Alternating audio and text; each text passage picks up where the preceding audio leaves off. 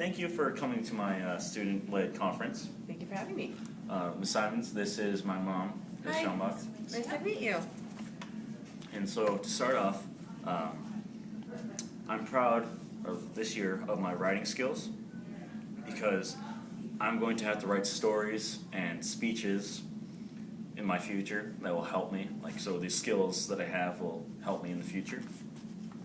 And one piece of evidence that I have is my Nobel Peace Prize speech. And I'm proud of this because I use many supporting details and strong vocabulary. And the second piece is my writing prompt and language arts about Vietnam.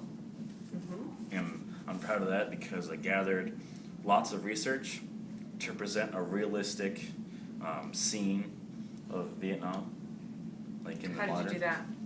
Like just going on like websites and researching like the scenery and what kind of cities they have and what food they serve, that kind of thing. And you were able to write that out? Yes. Good. And my third piece is our government, like the make our own society, utopia society, I think. And I'm proud of this because I use my creativity along with my other group members to create a new form of government. What was your government called? It was called Ironside Government, I think. Moving on to, I found doing math tests very challenging for me this year. Hold on, what is this? What does that say? It's good. So you're moving on to what? I'm moving on to pieces that I found challenging. Okay. And so math tests for me were very challenging this year. And it was because I didn't learn, I didn't do enough learning as I should have done. And I didn't understand the full meaning of it, so I got lots of tests, it showed up in my scores. So do you have something, Noah, that you can think of that will help you with that going through the year? I think reminding myself constantly to go to teachers and to ask for help if I have questions. And so I have this math test that I have, test 2.5. That was bad. Was a bad one. And then here is a comp sheet. Now, did you go back and see Mrs. Leitz about that? Yes, I did go back to Ms. Leitz about it just to check everything, and I redid the comp sheet. Okay. How many times did it take you? It took me it took me about 2 times to do it. So having that, what Mrs. Simons just said, having that knowledge now, is that going to help you make these weaknesses or these things that you were struggling with now become something that's a strength of yours?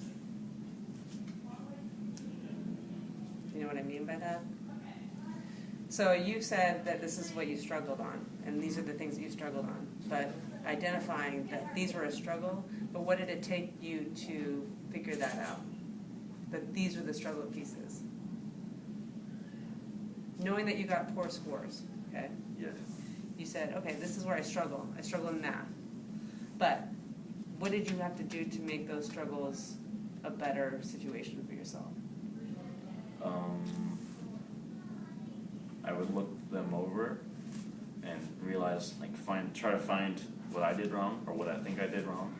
And so I would circle them, and then I would go to the teacher and ask them about these questions and see if I could get bonus, just worksheets.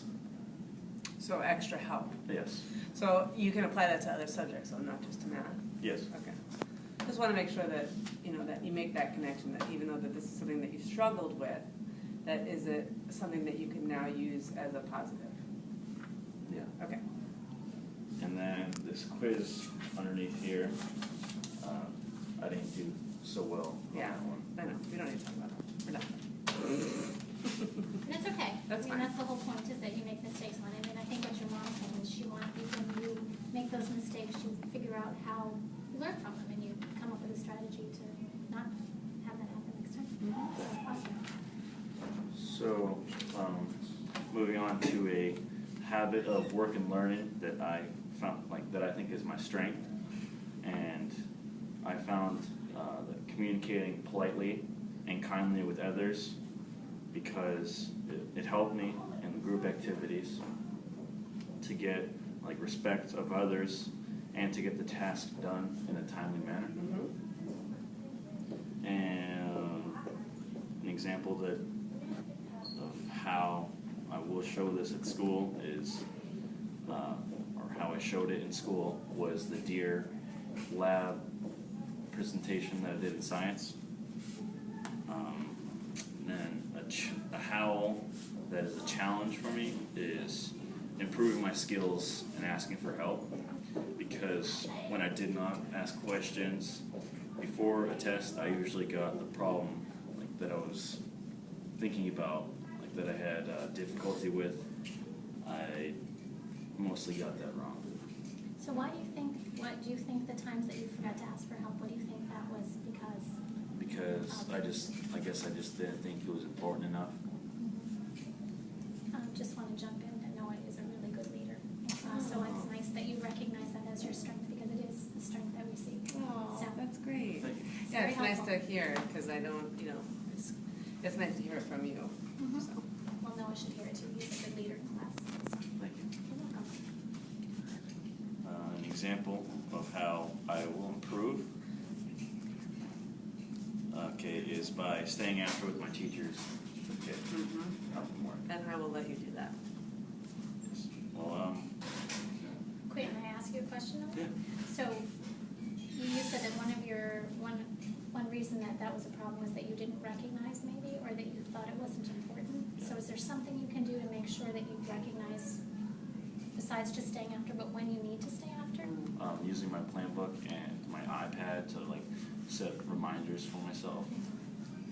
But as far as really knowing, do you find it easy to recognize when maybe you need to do that, or? That's there's some times when it's easier for me, I need to do this, and there's some times where it's just difficult for me. But you're a 7th grader or an 8th grader, so that happens.